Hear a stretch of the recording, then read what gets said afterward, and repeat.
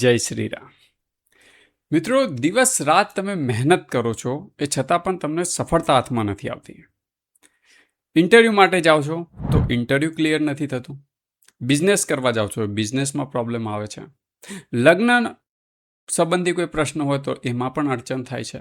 ઘરમાં માહોલ તણાવ ભર્યો રહે છે અને નોકરી પણ નથી મળતી. તો મિત્રો, આવામાં શક્ય છે કે તમારા ગ્રહ દશા તમારી બરાબર ના હોય, અથવા તો નેગેટિવ એનર્જી તમને આગળ વધવા ના દેતી હોય. પણ ચિંતા કરવાની કોઈ વાત નથી મિત્રો. હું તમારા માટે હનુમાનજીના એવા 5 શક્તિશાળી ઉપાય લઈને આવ્યો છું. પણ મિત્રો, જે લોકોએ પણ આ ઉપાય કર્યો છે, જે મારા ક્લાયન્ટ છે, એ લોકોને ઘણી વખત હું આ ઉપાય આપતો હોઉં છું. તો એ લોકોએ કર્યા પછી એમના જીવનમાં ઘણી સકારાત્મકતા આવી છે અને જીવનમાં બદલાવ પણ આવ્યો છે. તો એવા હું 5 શક્તિશાળી ઉપાય તમને બતાવવા જઈ રહ્યો છું. મિત્રો, વિડીયો અંત સુધી જરૂર દેખજો, કારણ કે છેલ્લો ઉપાય એટલો શક્તિશાળી છે જે ઋણ ઉતારવાનો ઉપાય છે. અને એ ઉપાય કરીને ઘણા લોકોએ એમનું ઋણ ઉતાર્યું છે. તો મિત્રો, વિડીયોમાં આગળ વધીએ એ પહેલાં હું તમને મારો પરિચય આપી દઉં. હું રોહાન બી ત્રિવેદી, કષ્ટભંજન ન્યુમરોલોજીમાં તમારું સ્વાગત કરું છું. મિત્રો, ચેનલ પર નવા હોય તો ચેનલને સબસ્ક્રાઈબ કરી લેજો, કારણ કે અવનવા વિડીયો, ઉપાયો અને ન્યુમરોલોજીનું સાચું નોલેજ હું તમારા સમક્ષ લાવતો રહ્યો છું. તો તમને જો ઇન્ટરેસ્ટ હોય તો તમે ચેનલને સબસ્ક્રાઈબ કરી લેજો અને વિડીયોને શેર કરો. કારણ કે જો વિડીયો શેર કરવાથી તમારા કોઈ સંબંધીમાં તમે શેર કર્યો ને જો એનું સારું થઈ ગયું તો એના આશીર્વાદ પણ તમને મળશે. તો કોઈનું સારું થતું હોય તો આપણે અવશ્ય કરવું જોઈએ. તો ચાલો મિત્રો, વિડીયોમાં આગળ વધીએ. મિત્રો, સૌથી પહેલાં હું તમને ઉપાય કહું એ પહેલાં હું તમને એક વાત જણાવી લઉં કે મેં પહેલાં પણ વિડીયોમાં કીધું છે કે કોઈ પણ ઉપાય કરો તો તમારો ભાવ, તમારું સમર્પણ એ જોડાયેલું હોવું જોઈએ, અને સાથે સાથે વિશ્વાસ. આ ત્રણેય વસ્તુ જો તમારી અંદર હશે તો એનું કામ ક્યારે પણ અટક્યું નથી. તો તમે કોઈ પણ ઉપાય કરો તો પહેલાં આ 3 વસ્તુ તમારી અંદર રાખજો. મિત્રો, સૌથી પહેલો ઉપાય, આ ઉપાય જે લોકોને નોકરી નથી મળતી, જે લોકો ઇન્ટરવ્યૂ આપવા જાય છે, ઇન્ટરવ્યૂ ક્લિયર નથી થતું, ઘરમાં તણાવ રહે છે અને લગ્નનો કોઈ પ્રશ્ન હોય છે કે લગ્નમાં બી એ લોકોને કોઈ ને કોઈ વિઘ્ન આવે અને લગ્ન અટકી જાય છે, તો એના માટે આ બહુ પાવરફુલ ઉપાય છે. પણ મેં પહેલાં કીધું, શ્રદ્ધા અને વિશ્વાસથી કરશો તો ફળ અવશ્ય મળશે. મિત્રો, 11 દિવસનો આ ઉપાય છે અને ઘણા લોકોને એનાથી ફળ મળ્યું છે. અને આ જે ઉપાયો લાવું છું એ લોકોને જે આપેલા હોય અને એમાંથી લોકોને જે સકારાત્મક પરિવર્તન આવ્યું, લોકોના જીવનમાં કામ બન્યા હોય, તો એવા જ ઉપાયો હું તમારી સમક્ષ લઈને આવું છું. મિત્રો, આ ઉપાય તમારે મંગળવારના દિવસે કરવાનો છે. મંગળવારથી શરૂ કરવાનો છે આ ઉપાય. અને આ ઉપાય બ્રહ્મ મુહૂર્તમાં કરો તો વધારે સારું. સવારે 3 થી 5ની અંદર કે 6 વાગ્યા સુધી પણ ચાલે. 3 થી 6ની અંદર આ વસ્તુ તમારે કરવાની છે અને 11 દિવસ સુધી સતત કરવાની છે. સમય બદલાવો ના જોઈએ. જે સમયે તમે ચાલુ કર્યું છે એ જ સમય ઉપર તમારે 11 દિવસ સુધી કન્ટિન્યુઅસ કરવાનું છે. કરવાનું છે એટલું કે મંગળવાર દિવસે સવારે ઉઠીને નાહી ધોઈને તમારે પૂર્વ અથવા દક્ષિણ દિશામાં બેસવાનું છે અને હનુમાનજીને સમક્ષ તમારે ઘીનો એક દીવો કરવાનો છે. પછી સૌથી પહેલાં તમારે કોઈ પણ આપણે કાર્ય કરીએ તો ગણપતિજીને યાદ કરીએ છીએ, ગણપતિજીને યાદ કરવાના છે. પછી શ્રી રામ નામની એક માળા કરવાની છે અને પછી 11 હનુમાન ચાલીસાના પાઠ કરવાના છે. આવું તમારે 11 દિવસ સુધી સતત કરવાનું છે. સમય એક જ રાખવાનો છે. અને જે પણ તમે ભોગ ધરાવતા હોય, જેમ કે ચણા ગોળ છે, કેળા છે, હનુમાનજીને જે બુંદીના લાડુ છે, હનુમાનજીને જે પ્રિય છે એ તમે ધરાવી શકો છો. પણ આ તમારે સમર્પણ સાથે મનમાં હનુમાનજીને કહેવાનું છે કે તમારા જે પણ કામ હોય, લગ્ન નિમિત્તના હોય, જોબ ના મળતી હોય, કોઈ પણ કામ હોય, હનુમાનજીને કહેવાનું છે. પછી આ ઉપાય કરવાનો છે. બસ આ રીતે કરવાનું છે. મિત્રો, નિયમ એ કે જો તમે ફોન બોન રાખતા હોય તો એને સાયલેન્ટ રાખો, જેથી કરીને તમને ડિસ્ટર્બ ના થાવ. એક ધ્યાનથી આ વસ્તુ તમારે કરવાની છે.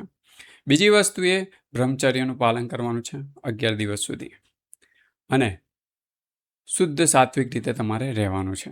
બસ આ રીતે તમારે સતત 11 દિવસ સુધી કરવાનું છે. મિત્રો, આ ઉપાય એટલો પાવરફુલ છે કે ઘણા લોકોના મેરેજ પણ થયા છે અને જે લોકોને નોકરી નથી મળતી એ લોકોને પણ નોકરી મળી છે. તો હનુમાનજી પર વિશ્વાસ રાખીને આ ઉપાય અવશ્ય તમે કરો અને પછી જો રિઝલ્ટ મળે તો કમેન્ટ બોક્સમાં મને જણાવજો. અને મિત્રો, જો સમસ્યા ખૂબ જ વધારે હોય તો તમે દર મંગળવારે હનુમાનજીને એક નારિયેળ અર્પણ કરો. બસ આટલું કરો તમે. મિત્રો, ઉપાય નંબર 2.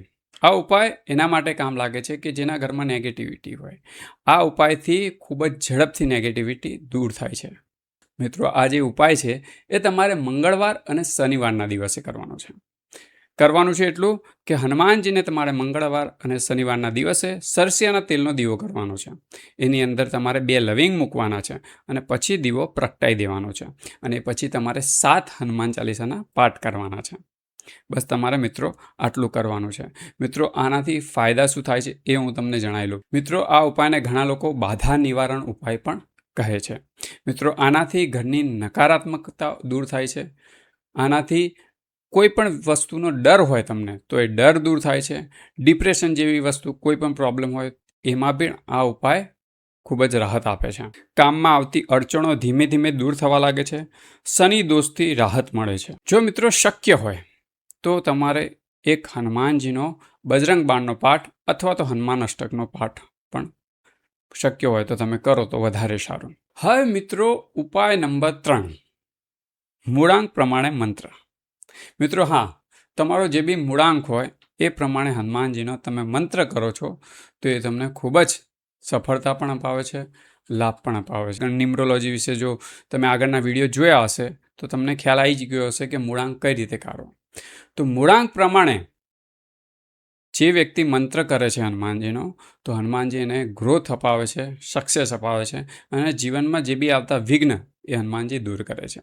તો મિત્રો, ચાલો એ ઉપાય વિશે જાણીએ આપણે. મિત્રો, જેનો મૂળાંક 1, 3, 9 હોય, એટલે કે જેની જન્મ તારીખ 1 આવતી હોય, 10 આવતી હોય, 19 આવતી હોય, 28 આવતી હોય, 3 આવતી હોય, 12 આવતી હોય, 21 આવતી હોય, એવી રીતે 9ની જોવા જઈએ તો જેની જન્મ તારીખ 9 આવતી હોય, 18 આવતી હોય કે પછી 27 આવતી હોય, એ લોકોએ હનુમાનજીનો ઓમ હમ હનુમંતે નમઃ મંત્રનો જાપ કરવો જોઈએ.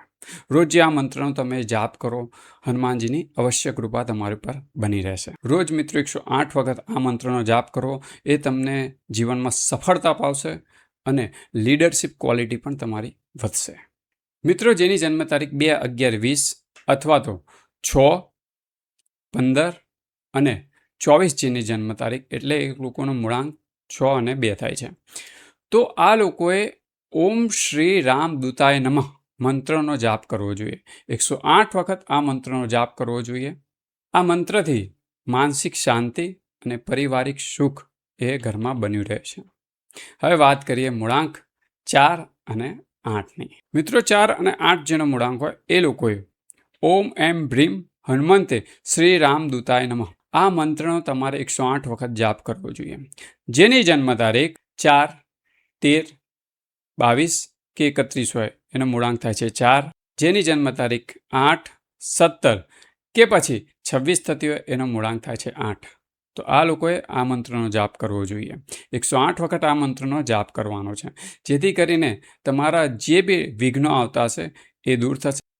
આમાં શનિ બાધા, રાહુનો કોઈ પ્રભાવ હોય એ દૂર થશે અને સાથે સાથે કોઈ પણ કામ અટકતા હોય, કોર્ટ કચેરીના કોઈ કામ હોય તો એમાં પણ તમને મદદરૂપ થશે. હવે વાત કરીએ મૂળાંક 5 અને 7ની. જેની જન્મ તારીખ 5, 14 કે પછી 23 આવતી હોય એનો મૂળાંક થાય છે 5 અને જેની જન્મ તારીખ 7, 16 કે પછી 25 આવતી હોય એનો મૂળાંક થાય છે 7.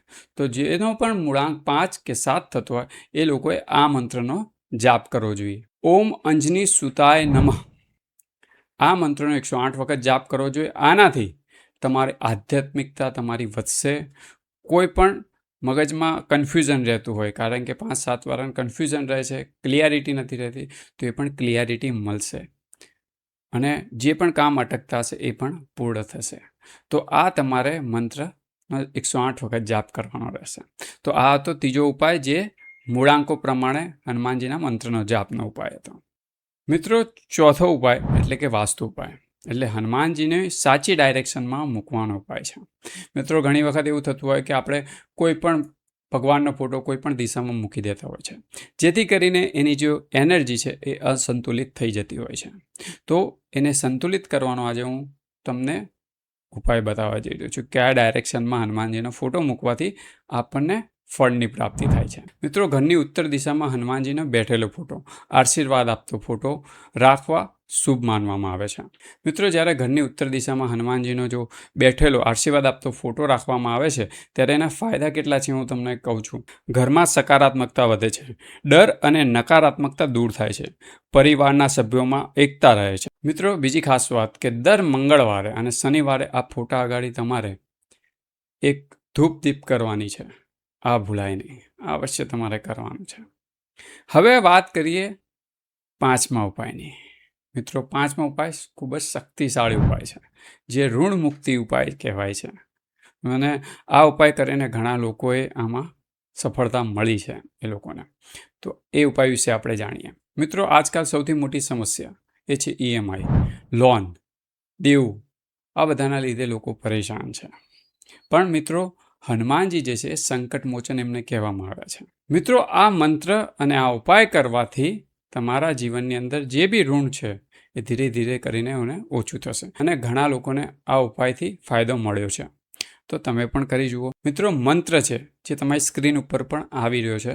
એ મંત્ર છે ઓમ હનુમંતે ઋણ મુક્તિ કરાય ફટ સ્વાહા. મિત્રો, આ ઉપાય કઈ રીતે કરવાનો? તો આ ઉપાય તમારે મંગળવારના દિવસે કરવાનો છે અને રાત્રે 8 વાગ્યા પછી તમે કરી શકો છો. 8 વાગ્યાથી શરૂ કરી શકો છો. એ પછી તમારે લાલ આસન ઉપર બેસવાનું છે. હનુમાનજી સમક્ષ તમારે એક ઘીનો દીવો કરવાનો છે અને એ પછી તમારે આ મંત્ર જે મેં કીધો એ મંત્રના 108 વખત મંત્ર જાપ કરવાના છે. આ કર્યા પછી કરવાના છે. સાથે તમારે ગોળ અને ચણાનો હનુમાનજીને ભોગ લગાવવાનો છે. મિત્રો, કમસે કમ આ ઉપાય 41 દિવસ સુધી તમારે કરવાનો છે. બસ નિત્યક્રમથી 41 દિવસ સુધી આ ઉપાય તમારે કરવાનો છે. મિત્રો, મારા ઘણા ક્લાયન્ટ છે, ઘણા ભક્તો છે હનુમાનજીના. એ લોકો કહે છે કે આ ઉપાય કરવાથી અમારા અટકેલા કામ અને અટકેલા જે પૈસા હતા એ પણ આવી ગયા છે. મિત્રો, મંત્રમાં શ્રદ્ધા અને નિયમ હોવા ખૂબ જ જરૂરી છે. આ એક વસ્તુનું તમે ધ્યાન રાખજો. મિત્રો, હનુમાનજીની ભક્તિ માત્ર ઉપાય નથી. હનુમાનજીની ભક્તિ એક શક્તિ છે. એ તમને દરેક જગ્યા પર એ તમારી મદદ કરે છે. એક વિશ્વાસ છે જે ડરેલા માણસને પણ નિર્ભય બનાવી શકે છે. મિત્રો, જો તમે પણ જીવનમાં સકારાત્મકતા લાવવા માંગતા હોય તો કમેન્ટ બોક્સમાં જય શ્રી રામ લખવાનું ના ભૂલતા. અને જો તમારા જીવનમાં કોઈ બદલાવ આવે ઉપાયોથી તો કમેન્ટ બોક્સમાં લખવાનું ના ભૂલતા. મને ખૂબ જ ખુશી થશે. તો મિત્રો, આવા જ અવનવા વિડીયો સાથે, ન્યુમરોલોજીના જ્ઞાન સાથે અને ઉપાયો સાથે આપણે ફરીવાર મળીશું નેક્સ્ટ વિડીયોમાં. ત્યાં સુધી મને રજા આપશો. જય શ્રી રામ. જય હનુમાનજી મહારાજ.